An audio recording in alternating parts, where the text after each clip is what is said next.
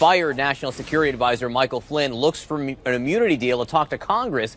We just learned that as far as the FBI is concerned, there are no indications that they would be open to such a deal. John, that's right. Law enforcement officials are telling CNN that they have no interest, the FBI does not at this time, of talking to Michael Flynn. They have already, and there's no interest in an immunity deal at this point. Of course, that would all come from the Department of Justice to make any decision like that. So unclear if the president today was trying to send them a message when he said Mr. Flynn should get immunity. Any comment on Michael Flynn, Mr. President? President Trump facing new questions tonight on Michael Flynn, his former national security advisor whose shadow still looms large at the White House. Flynn is offering to testify in exchange for immunity in the growing probe of Russia meddling in the 2016 election. Flynn, a retired Army general, fired after only 26 days in office for misleading the administration about contacts with the Russian ambassador. The president took the unusual step of inserting himself in an ongoing investigation, saying on Twitter, Mike Flynn should ask for immunity in that this is a witch hunt, excuse for big election loss by media and Dems of historic proportion. White House Press Secretary Sean Spicer amplified that message today. He believes that Mike Flynn should go testify. He thinks that he should go up there and do what he has to do to get the story out. The immunity offer for Flynn was rebuffed by the Senate Intelligence Committee and drew skepticism from Republicans like Congressman Jason Chaffetz, who took issue with the president's characterization of the Russia probe as a witch hunt. No, I don't think it's a witch hunt. Look, it's very mysterious to me, though, why all of a sudden General Flynn is suddenly out there saying he wants immunity. I don't think Congress should give him immunity. It all adds up to another head-spinning moment at the White House, considering what the president said about immunity last year on the campaign trail. If you're not guilty of a crime, what do you need immunity for, right? It was a frequent attack against his rival, Hillary Clinton. Did anybody ever see so many people get immunity? Everybody. After leading attacks of his own at the Republican convention, yeah, that's right. Lock her up. Flynn had this to say about immunity. When you are given immunity, that means that you've probably committed a crime. At the White House today, Spicer said it was not hypocritical to suddenly support immunity if it brought to light the president's belief that conversations with Trump aides were swept up by government surveillance. He's saying do whatever you have to do to go up, to make it clear what happened, take whatever precaution you want or however your legal counsel advises you. A key Democrat on the House Intelligence Committee sounded exasperated, suggesting the White House may be trying to muddy the waters. For the President of the United States to pursue this in this manner and frankly have all of us directed away from what we should be doing, which is looking at the Russia connection, is really a shameful set of circumstances. Now, this whole discussion of immunity really raises the question of in exchange for what? Immunity is offered to high-ranking government officials if they offer someone else up or more information about someone in a higher position. John, there aren't too many people higher than General Flynn was. No, that's exactly right. Answered only to the president. Jeff Zeleny at the White House, thanks so much. Any moment now, Congressman Adam Schiff could emerge from an office next to the White House. He's looking at classified information related to the House Intelligence Committee's Russia investigation. What will he tell us? Stick around. Welcome back. President Trump's fired National Security Advisor Michael Flynn now says he has a story to tell, but will only testify if he receives immunity. This comes as the top Democrat on the House Intelligence Committee, Adam Schiff, right now is reviewing documents at the White House.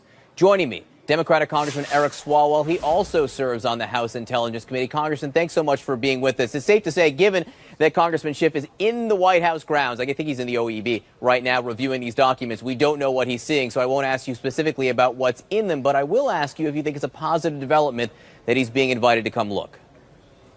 It's certainly something that we all should have been able to see a few weeks ago, and it never should have been done at the White House when the chairman went over there the day after Director Comey testified. But we want to get this investigation back on track. American people are counting on us to find out whether there were any personal, political, or financial ties between Donald Trump and his team that converged with Russia's interference. So just a few minutes ago at the White House press conference, Press Secretary Sean Spicer said that no one's focusing on the leaking of classified information, including the unmasking potentially of individuals. Does that concern you at all? These are merely smoke bombs rolled in to obstruct an investigation into the ties between Russia and the president's campaign. That is separate, and we should always look at anyone who breaks the law. But to suggest that's more important than an attack on our democracy is quite frankly ridiculous. And John, so I'm not going to be distracted by that, and I hope the American people aren't either. Yeah, I couldn't agree more that it's a completely separate issue from whether Russia meddled in the U.S. election and whether Trump associates, coordinated with the Russians during the election. But the separate matter of, was there incidental collection? Were identities unmasked inappropriately and leaked inappropriately? That in and of itself, is that something that is worth investigating and worth exposing? I think it should be done separate from our investigation. What we want to know is why were people on Donald Trump's team going over to Russia while the interference campaign was going on, like Carter Page? Why did Roger Stone know before the rest of the world did that Russia would hack John Podesta's emails and then use Guccifer 2.0 to disseminate them? So these are the questions that we want to get to the bottom of. And John, we want to make sure this never happens again. I think that's something Republicans and Democrats should unite around. So General Michael Flynn asking the congressional committees for immunity. You're against granting immunity. Why? Generally, immunity is not something you give to innocent people, and it's not something that an innocent person would ask for. I've prosecuted homicide cases before using immunity agreements. Usually you use that because you need testimony you can't get otherwise, but you still want the witness to be truthful. So far, all we know about General Flynn is he hasn't been very truthful about what he had to do with Russia, and so I'm skeptical at this point. And I also want to know what the Department of Justice thinks of this. The Department of Justice, as of now, the FBI says it has no reason to grant immunity, no intention of doing so. We just got that information a short time ago. Let me tell you what Richard Painter and Norm Eisen, two ethics lawyers who worked in Republican and Democratic administrations, says, because it's interesting. They say this case is different from ordinary criminal investigations. Finding the truth is even more important than punishing the guilty because it's critical to our national security and the future of our democracy. They say it might be worth it to grant immunity to get to the truth. And John, again, when I would deal with prosecutions of murder cases, you want to know what do they have to give first. And you don't want to have any conditions on that. You need to test the individual to see if they can be truthful and forthcoming. And so far, to just say I want immunity and not to share with our staff what he seeks to tell, I'm not interested in that. So I've talked to you a few times over the course of this investigation. The question I always ask you is, have you seen any evidence at this point of collusion between Trump associates and the Russians? Have you? Yes.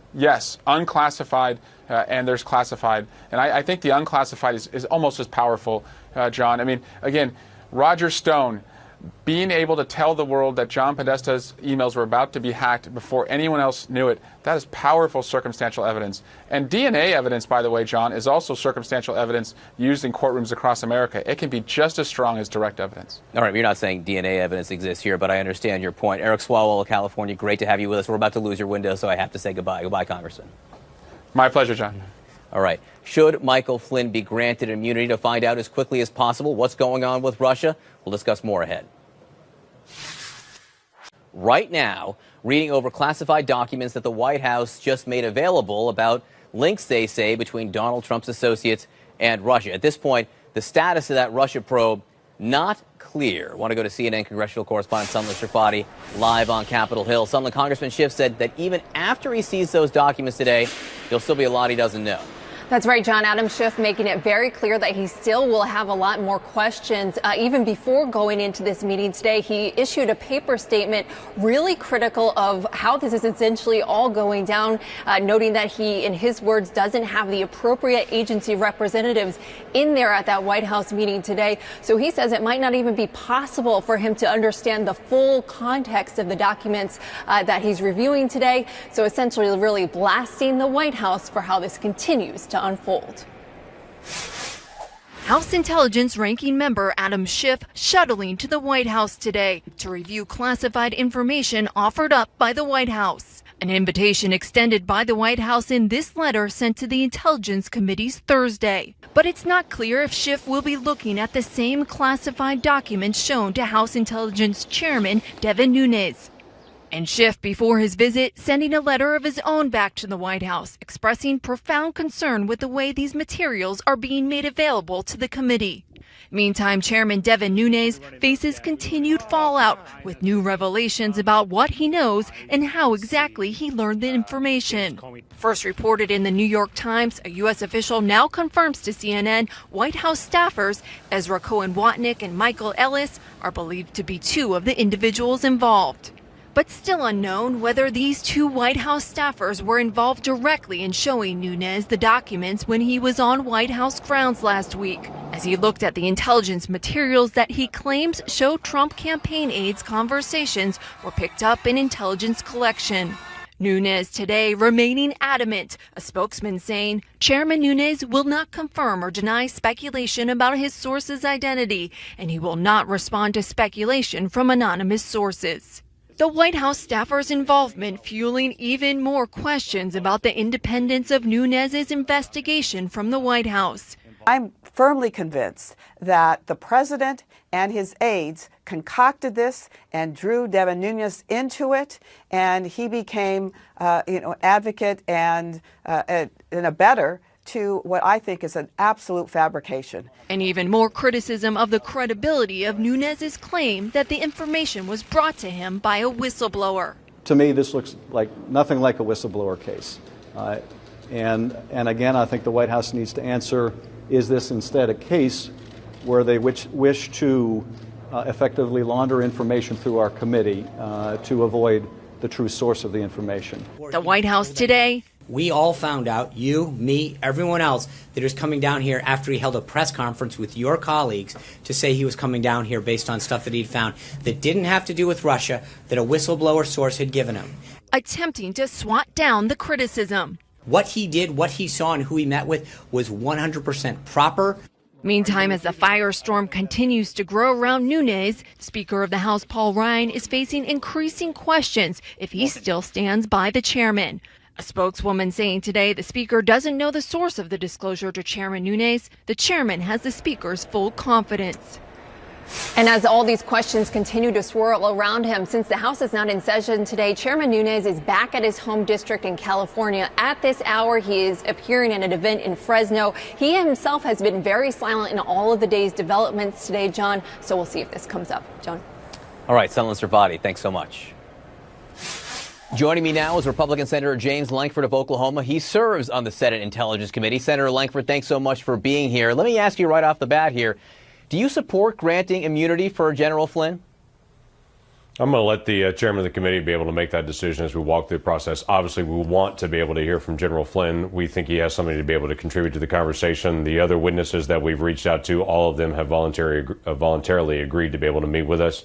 And we do look forward to meeting with all of them, including General Flynn. No one else has asked for immunity, have they? No, I'm not going to go into the details of how we actually operate, but I would just say everyone else has voluntarily cooperated. How about that?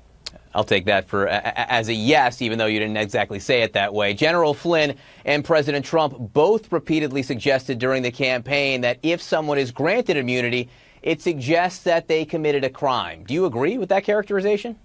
No, that makes good politics in the conversation in a campaign time period. But you and I both know a lot of people address immunity issues for a lot of reasons, not just past behavior, but what happens in the testimony. It's often that somebody is sitting down at the desk and as they're being interviewed, there's a trip up. And so they're worried about perjury charges. So there's lots of issues that happen with that. I would say it'd be a pretty free conversation, obviously, if he has immunity, so we could ask about anything and address any issue.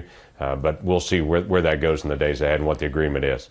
So the president said this morning in a tweet, he called the investigation into Russia a probe that you were involved in. He called it a witch hunt. Are you on a witch hunt?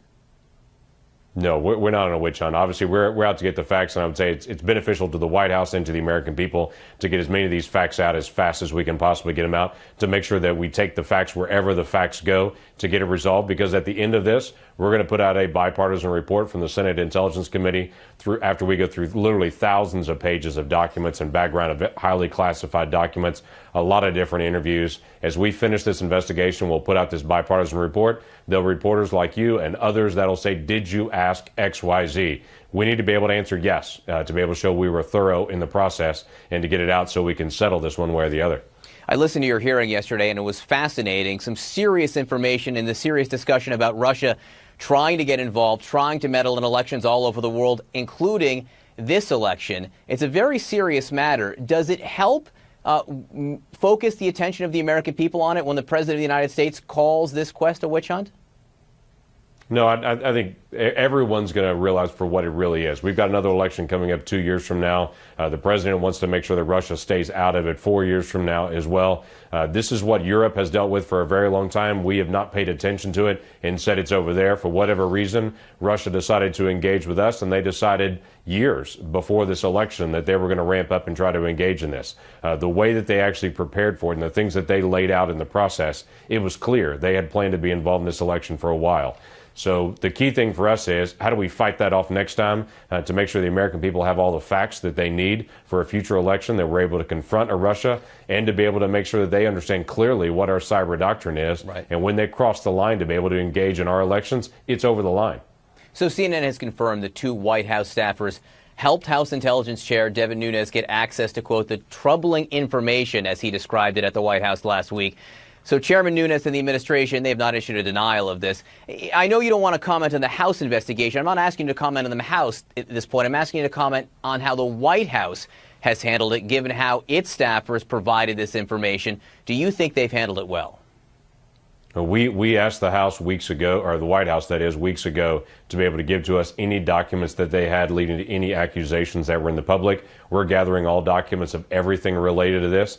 And if they have anything, we've asked them to turn that over. Now, they've been responsive to us, as you know, yesterday, sending a note out that the chairman and ranking member will be able to take a look at this information of both the House and the Senate committees. I would be pretty confident those documents that would then come to us within days as well, and we'll add it to the ongoing investigation. But again, there are thousands of pages of documents we're going through. So we're glad to be able to have those added to the conversation, but it's a part of the whole. All right, Senator James Lankford of Oklahoma, thanks so much for being with us. Have a great weekend. Thank you.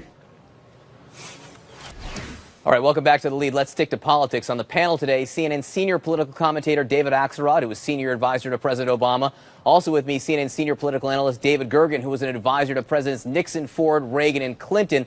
So a lot of good advice given by these two men, which is why I really have been dying to ask both of you this. Before we get to the substance of the fact that General Michael Flynn, former National Security Advisor, is asking for immunity, I want to put this question to you. If you were sitting in the West Wing in your old job and someone walked in and said, hey, this fired senior staffer just asked for immunity, David Axelrod, what would be your response? I would say, I miss my old life. You know, I never had that experience, you know, so I don't know how I would react. But, you know, David's had so many experiences in different administrations that he can speak to that. But, look, there's no way I saw Jack Kingston on the air last night trying to spin it as somehow a positive thing. There's nothing positive about this, okay? This is bad news. It marks a step up in the seriousness of the investigation. And you've got a guy who was super close to the president, both in the campaign and was national security advisor for the first weeks of the administration, who now, by his own standard and the president's, apparently implicated in something. So David Gergen, you know, you can answer that question, but I'll also note that the president was tweeting about this morning. He basically said that he agreed that Michael Flynn should get immunity. Why? Because he calls the investigation a witch hunt. What do you make of that? Well, if I were sitting in the White House just like David Axelrod, you know, I think the first thing we'd do is go talk to the president and urge him not to say anything anywhere until you've had time to figure it out. I think it's a mistake to call it a witch hunt. It seems to taint the whole thing in some way and dismiss it, and that's just not a good signal from the president. I do think that you have to say when Donald Trump said you go ahead and get immunity and testify, he is trying to send a signal. I'm not afraid of what you may have to say. You know, there's nothing that, you know, typically people get immunity in order that the officials, the investigating officers can get somebody higher up. Well, who's higher than Flynn if it's not the president? So when the president says, go ahead and talk, go ahead and sing, he's showing a certain amount of bravado that there ain't nothing there. And they repeated that from the White House today. Sean Spicer at the press conference today said, you know what? He should go testify. Go testify, Michael Flynn. So maybe you're right. They are trying to express confidence. David Axelrod, when we were on New Day this morning, both you and I, Alison Camerata, she had a panel with voters, Donald Trump voters, and she asked them about their opinions of this Russia investigation. Listen to what they said. How many of you, raise your hands, are concerned about the Russia implications and allegations that you've heard? I think we've got to get to the point where we let things like this whole Russia thing settle down and move on and let the man be president.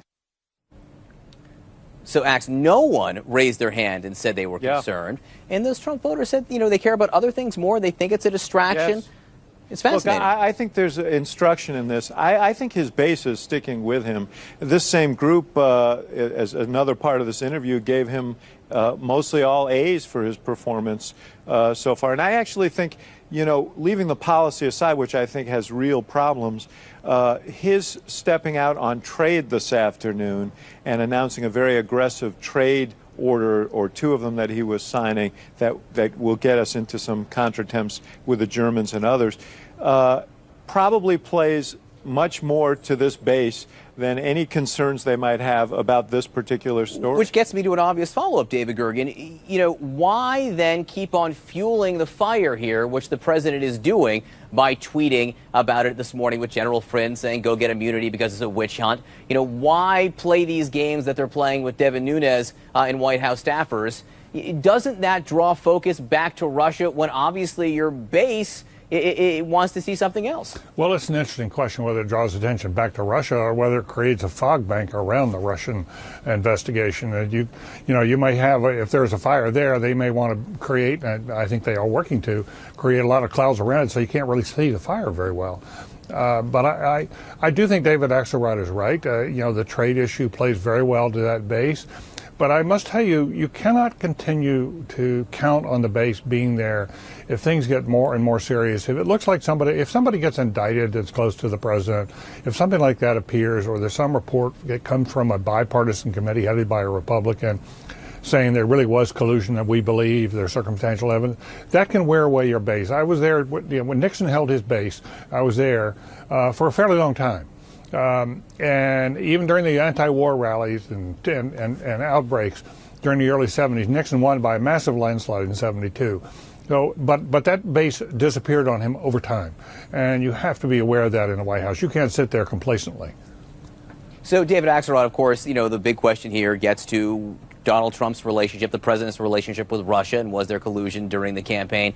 You got a special coming up on Saturday night, the Axe Files. It's airing here on CNN. You sit down with Senator John McCain, and you asked him about the president's relationship with Russia and comments he's made about Vladimir Putin. Let's listen. What did you think when you saw the president with Bill O'Reilly, when O'Reilly called Putin a thug and a murderer, and the president said, well, you think we're so innocent? Killer. What O'Reilly said, it stands out in my memory. He said, he is a killer. And the president said, well, aren't we killers too? That was so appalling to me, to have a moral equivalency between this fellow who is, I don't know how many deaths he's responsible for. It's interesting, David, that panel that Allison Camerata talked to, they said on the panel, Russia may have spied, but we spied too. It's the same language that the president's using that John McCain objects to. Yeah, and look, I think he understands his base and he understands his audience, and I think they do take cues from him, and the thing is laced with a certain amount of skepticism about institutions generally. But one thing I would say about his base, David made one point which it can erode over time. His base isn't large enough to sustain him over time. This group that she talked to were the hardest core. There is another group of voters that supported him that were Republicans that weren't necessarily thrilled with him. That's the group he has to worry about, and that's a group that can be deeply disturbed by some of this. It'll be interesting to see. David Axelrod, David Gergen, gentlemen, thanks so much for being with us. Have a great weekend. And of course, this programming note, you can see the Axe Files with David Axelrod tomorrow night on CNN. His interview with John McCain, that will air at 9 o'clock Eastern. All right, payback. President Trump on the hook for millions of dollars to former Trump University students. The details about that money ahead. Think about the class action settlements you may have been involved with a telephone company or a car rental company where you get like $1 off coupon at the end of the day. These students who went to Trump University will split $25 million. They'll get up to 90%. It was a graduated amount. It was upselling all the way. You went to a free seminar and you were talked into a 3-day class for $14.95, $1,495. Teach you the tricks of the trade, all under the guise that you were going to be taught by Donald Trump's hand-picked experts in all this, and they would teach you the secrets of his success. Turned out there were no secrets, there were no hand-picked experts, and that's why this suit got settled, and that's why these people are going to get their money back. So, Drew, there was one lone holdout in this case who opposed settlement, wanted an opportunity to face Trump one-on-one. You spoke to her. Yeah, I did. Her name is Sherry Simpson, an attorney, single mom from Florida. Here's what she had to say about why she wanted to opt out of this suit and sue Donald Trump herself. The mere fact that he's now our president shouldn't stop me or anybody else from continuing a lawsuit that was started long before, that was started on the basis. To get in touch with him today to see if they actually are going to appeal. Based on the judge's comments, it looks like this is a done deal, and the Trump University lawsuits are settled. For a lot of money. Drew Griffin, thanks so much. Appreciate it. Finally today, the sports lead as March Madness continues. The Final Four hits the court tomorrow. Big betting money is sure to be flowing in Las Vegas. But this week, Las Vegas won a big score of its own. The Oakland Raiders got the okay from NFL owners to move there despite long-standing fears of putting a team in the nation's gambling capital. CNN's Paul Verkammen went to Las Vegas to see firsthand why this is such a major win for Vegas. For decades, you could come to Las Vegas and bet on all 4 major U.S. professional sports, but the leagues did an end run on moving in, wary of mixing gambling and athletics, but no more. Ecstatic. Clark County Chairman Steve Sisolak helped lure the Raiders out of Oakland to Las Vegas. Nothing is more regulated than our gaming industry. It's the gold standard of gaming. If there was ever to be a problem, the sports books are going to be the first ones to know. And this glistening T-Mobile Arena will house a second major Vegas pro sports team. The Vegas Golden Knights! The expansion Golden Knights of the National Hockey League premiere this year. The casino owners here and the politicians like to point out that in the modern era, the temptation to gamble is everywhere. One can gamble under the table in their office pool for March Madness, let's say, or fantasy football, and they can also go by the nearby reservation and gamble legally at a casino, but it's across the United States. So both the NHL and NFL are rushing to Las Vegas with a Raiders deal as complex as an NFL playbook. It's estimated at $1.9 billion, including a $650 million loan from Bank of America and $750 million in reworked, hiked hotel room taxes. NFL owners seeing dollar signs voted 31-1 to create the Las Vegas Raiders. The 29th largest U.S. metropolitan area, so it's not out of line for that. And Buffalo has a team, Jacksonville has a team. The casinos are already trying to figure out how to sell new NFL package deals. Well, I think it's an interesting and we think exciting challenge so that you'll have Packers fans and Bears fans and Patriots fans coming to Las Vegas to see their teams play here. Nevada labor unions are celebrating the Raiders' move and the jobs they'll tow along. A stadium may not be finished until 2020. That won't turn off the city's gusher of optimism, Las Vegas Mayor Carolyn Goodman. In the next decade, we're going to have all major league sports because this is the venue to come into. And Las Vegas has already landed on black, silver and black. The Raiders. Paul Verkammen, CNN, Las Vegas. Meanwhile, Oakland weeps. Our thanks to Paul Verkammen for that.